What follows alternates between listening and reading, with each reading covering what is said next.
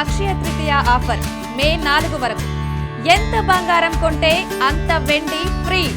రైతులకు ఆర్థిక ప్రయోజనాలను అందించేందుకు కేంద్ర ప్రభుత్వం ప్రధానమంత్రి కిసాన్ సమ్మాన్ నిధి యోజనను ప్రారంభించింది. ఈ పథకంలో రైతులు ఏటా 3 విడతలుగా అందుకుంటారు. ప్రతి విడతలో రైతుల ఖాతాల్లోకి 2,000 రూపాయలు వస్తాయి. అంటే రైతులకు ఏడాదికి 6,000 రూపాయలు అందుతుంది. ఇటీవల ప్రభుత్వం 19వ విడత పథకం విడుదల చేసింది. ఇప్పుడు 20వ విడత డబ్బులు రావాల్సి ఉంది. ఈ విడత జూన్లో విడుదలయ్యే అవకాశం ఉంది. దీనిపై ఇంకా అధికారిక సమాచారం రావాల్సి ఉంది. ఈ పీఎం కిసాన్ స్కీమ్ ద్వారా కోట్లాది మంది లబ్ధి పొందుతున్నారు. ఈ కేవైసీ ప్రక్రియను పూర్తి చేసిన రైతులకు పీఎం కిసాన్ యోజన ప్రయోజనాలు అందుబాటులో ఉంటాయి. పీఎం కిసాన్ యోజన నిబంధనల ప్రకారం ఈ కేవైసీ తప్పనిసరి.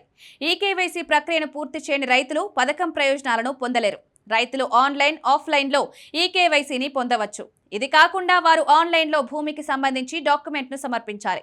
ముందుగా పీఎం కిసాన్ యోజన అధికారిక వెబ్సైట్ని వెళ్ళండి. దీని తర్వాత ఈ కేవైసీ ఎంపిక కనిపిస్తుంది. దాన్ని ఎంచుకోండి. ఇప్పుడు కొత్త విండో ఓపెన్ అవుతుంది. అందులో మీ ఆధార్ నంబర్ను నమోదు చేయండి. ఆధార్ నంబరు నమోదు చేసిన తర్వాత గేట్ ఓటీపీపై క్లిక్ చేయండి. ఇప్పుడు రిజిస్టర్ ఫోన్ నెంబర్పై ఓటీపీ వస్తుంది. ఓటీపీని నమోదు చేయండి. సమర్పించిన తర్వాత ఈ కేవైసీ ప్రక్రియ పూర్తవుతుంది. మొబైల్ నంబర్ సహాయంతో పీఎం కిసాన్ యోజనకు లాగిన్ అయిన తర్వాత మీరు భూమి ధృవీకరణ ఎంపికకు వెళ్లి భూమి పత్రాలను సమర్పించవచ్చు. ప్రభుత్వ పథకం నిబంధనలను కఠినతరం చేసింది.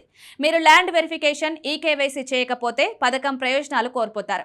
మీరు ఈకేవైసీ చేసినట్లయితే పథకం లబ్ధిదారుల జాబితాలో మీ పేరును తనిఖీ చేయవచ్చు. జాబితాలోని పేరును తనిఖీ చేసిన తర్వాత తదుపరి విడతలో మీకు ప్రయోజనం లభిస్తుందో లేదో తెలుస్తోంది.